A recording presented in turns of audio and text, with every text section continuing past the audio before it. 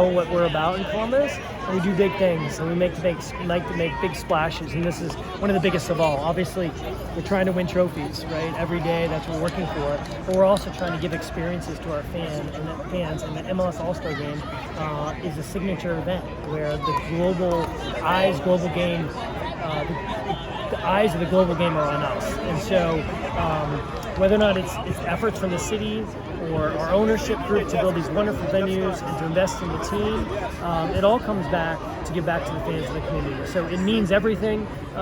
It's not just a game, it's a week-long celebration. There's a skill challenge the night before. There's an MLS Next Academy showcase. It's an opportunity for our partners to engage with each other and with our fans, and so I can't say enough about what this can mean to the city.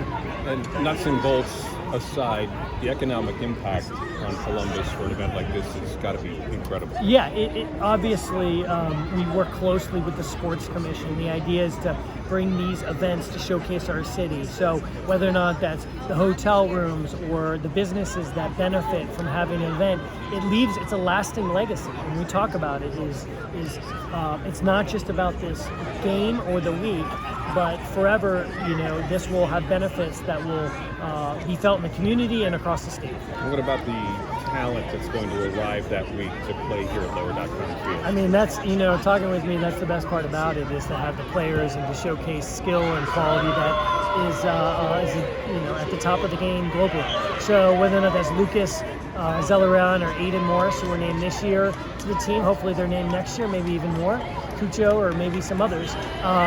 But it's great for our fans to see them week in, week out at Lower.com Field, but then to also maybe see new stars, not just possibly Messi, the best, in my opinion, the best that's ever played the game, but you will have an opponent.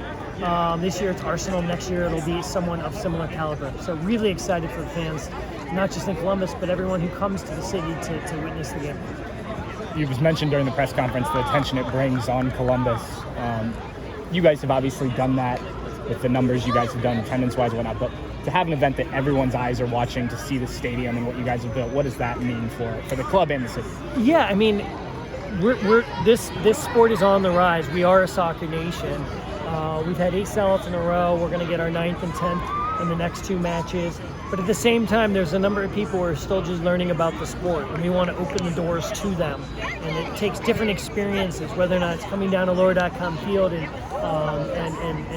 experience what the game has to offer around, or it's education on the game itself. And typically you do that through global stars, the relevancy, the connection between new fans and recognizable faces like Lucas Zelleran or Lionel Messi. So it's really about growing the game. And we do that not just with all-star events, but in the youth, with our Crew Youth program and the way we're connecting with the Boys and Girls Club. And it's the full gamut. We have to do things at the top with designated players on a roster, with the All-Star game, winning trophies, being competitive, style of play, but also in the community where we're giving back.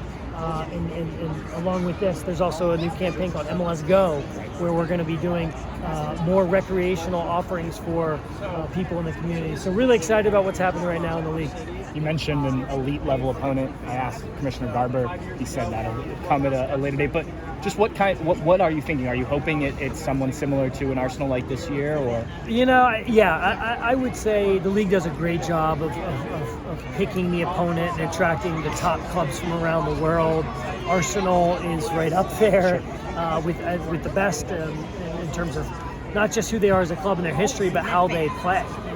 It's attractive, it's possession-based, so I'm excited to see who we play. But we always stack up well. Our All-Stars always perform well. Often we win, and so it's a great match. I don't want to understate how fun it is to watch that game.